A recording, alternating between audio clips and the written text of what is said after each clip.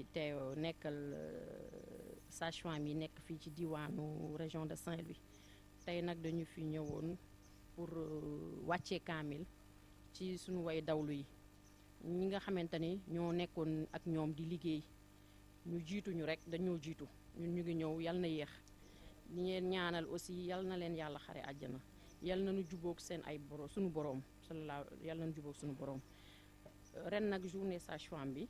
suba la mais suba day xat altine la yëpp xam na ne altine liggéey dafay bëri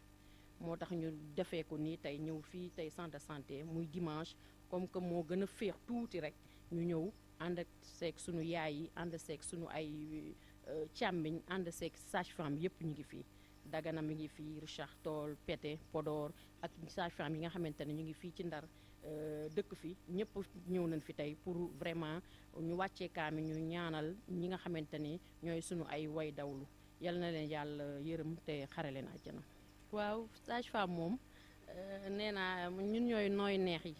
mais nangu nanu liggéey la boo xamante ni dafa metti neex na metti na mais comme que noonu la ko liggéey boo xamante ni noonu la ko yàlla indee mënuñu ci dara xanaa di gën a góorgóorlu di gën a ñaaxaat sage-femme yi ñu gën a góorgóorlu di gën a muñ di gën a di accueillir malade yi di xam ne comme ni ko wolof di waxee malade rek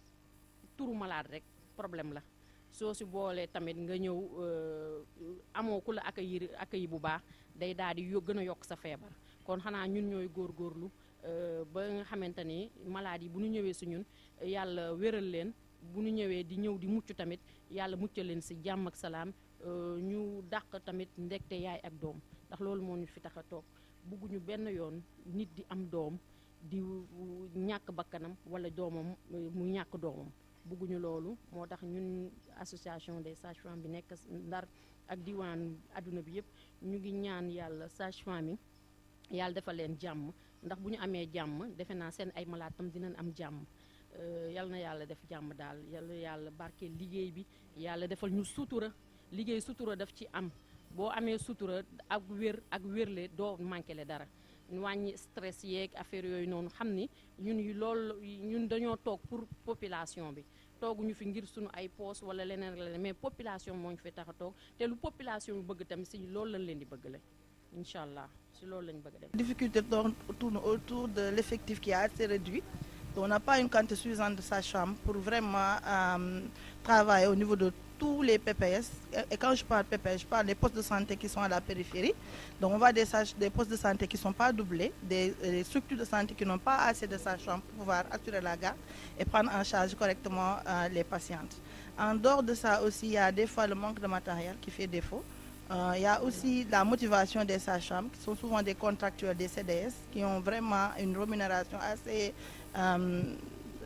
réduite, donc qui ne peuvent même pas leur assurer vraiment le transport, à plusieurs raisons, de quoi prendre en charge leur famille. Donc vraiment, nous voulons que l'État appuie les sages-femmes par rapport à un recrutement, mais aussi à une rémunération quand même qui va parvenir à gérer leurs besoins. En dehors de ça aussi, il y a un problème vraiment qui est récurrent, c'est le manque de sang et ses dérivés. Les 2 premiers cours de décès maternel au niveau de la région de Saint-Louis tournent autour de la CHEA et ses complications, mais aussi l'hémorragie. Et on sait très bien qu'en cas d'hémorragie, si on n'a pas du sang à portée de main, on ne pourra pas sauver la femme. Et par rapport à cette disponibilité des femmes, il n'y a que la population qui peut nous aider à identifier des donneurs potentiels au niveau de chaque maison, au moins un donneur potentiel à aller donner de leur sang, pour qu'on puisse avoir un stock dans toute la région, de Pété jusqu'à Saint-Louis, pour en cas d'hémorragie, qu'on puisse sauver vraiment nos braves femmes. Voilà, nous avons la chance d'avoir des sages-femmes assez soudées, qui sont derrière des gynécologues quand même, avec une parfaite communication. Donc ce qui manque, c'est vraiment qu'on ait une politique derrière pour nous aider à avoir un matériel, mais aussi au recrutement des sages-femmes, mais aussi avoir du sang à portée de main.